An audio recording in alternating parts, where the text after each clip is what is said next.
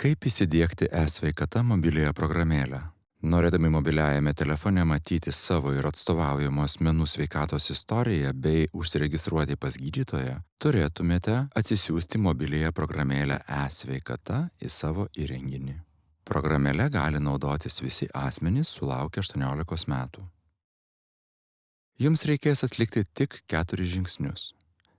Pirmas žingsnis. Atsisiųsti mobiliąją programėlę e-sveikata iš Google Play arba App Store parduotuvės.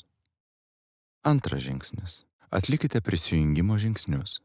Pasirinkite prisijungimo būdą ipasas.lt arba elektroniniai valdžios vartai.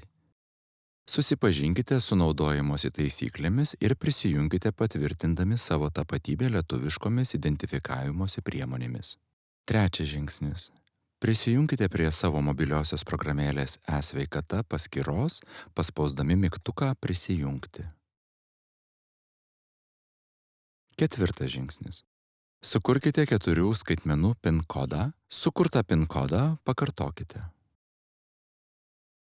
Norėdami prisijungimui vietoj PIN kodo naudotis biometriniais duomenimis, viršutiniame kairiajame kampe paspauskite mygtuką išskleidžiantį meniu Nustatymai.